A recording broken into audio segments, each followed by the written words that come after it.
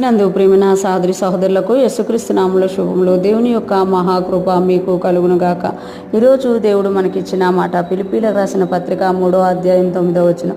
క్రీస్తును సంపాదించుకొని ధర్మశాస్త్ర మూలమైన నా నీతిని గాక క్రీస్తునందలి విశ్వాసం వలనైన నీతి అనగా విశ్వాసమును బట్టి దేవుడు అనుగ్రహించి నీతి గలవాడినై ఆయన యందు అగుపడు నిమిత్తమును. ఈ మాటలు మనం పౌలు గారు ఫిలిప్పీకి రాసిన పత్రికలో మనం చూస్తున్నాము. ఇక్కడ ఆయన అంటున్నారు కదా, క్రీస్తును సంపాదించుకొని. ఈ లోకంలో పౌలు గారు అనేకమైనవి సంపాదించుకున్నారు.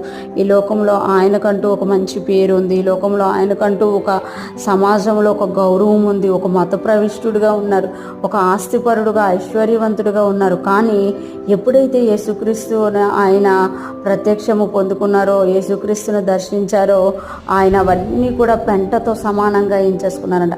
క్రీస్తుని సంపాదించుకోవడానికి తనకు కలిగిన ప్రతీది కూడా పెంటగా ఎంచుకున్నారట. అందుకే ఇక్కడ అంటున్నారు కదా, క్రీస్తును సంపాదించుకొని ధర్మశాస్త్ర మూలమైన నా నీతిని గాక. పౌలు గారు సౌలు గారుగా ఉన్నప్పుడు ధర్మశాస్త్రంలో ఉన్న ప్రతి మాటని నెరవేర్చడానికి యేసుక్రీస్తుని నమ్ముకున్న ప్రతి ఒక్కరిని కూడా ఇంటింట చొచ్చి మరీ చంపినట్టుగా మనం చూస్తున్నామట.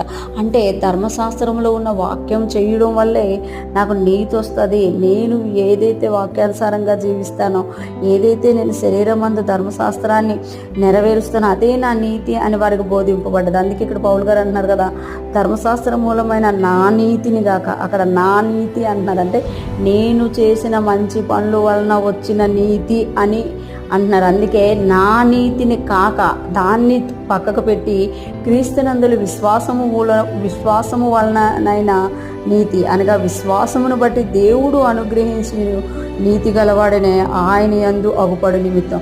ఒకప్పుడు నేను ధర్మశాస్త్ర ప్రకారం జీవించడం వల్ల నేను నీతిని సంపాదించుకున్నాను.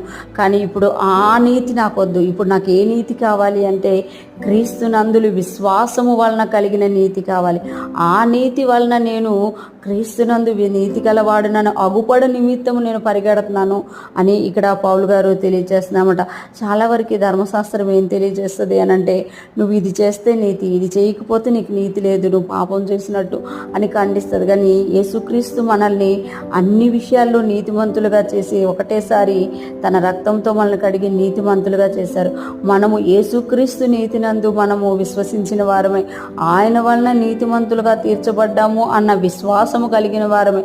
అలాగా అగుపడి నిమిత్తం మనం ప్రయాసపడాలి అని ఇక్కడ పౌలు గారు మనకి తెలియజేస్తున్నారు. ఈరోజు ఫ్రెష్ మనం వింటున్న ప్రతి ఒక్కరం కూడా క్రీస్తును సంపాదించుకోవడానికి పౌలు గారు తనకున్నదంతా పెంటగా ఎంచుకున్నట్టు మనం ఎంచుకోగలుగుతున్నామా అనేది చూడాలి. అదేవిధంగా ధర్మశాస్త్ర మూలము వలన నీతిగాక క్రీస్తునందులు విశ్వాస మూలముగా కలిగిన నీతిని మనం వెంటాడుతున్నామా, ఆ నీతి కలిగి దేవుని ఎదుట మనం ముందుకెళ్తున్నామా అనేది మనం గుర్తించుకోవాలి అని ఈరోజు దేవుడు మనకి తెలియజేస్తున్నారు. మనం కూడా పౌలు గారిలాగా విశ్వాస మూలమైన నీతి కలిగిన వారమై క్రీస్తును సంపాదించుకోవడానికి ఏదైనా ఈ లోకంలో మనం విడిచిపెట్టే వారంగా ఉండడానికి సిద్ధముగా ఉండి ముందుకు సాగిపోదుము గాక.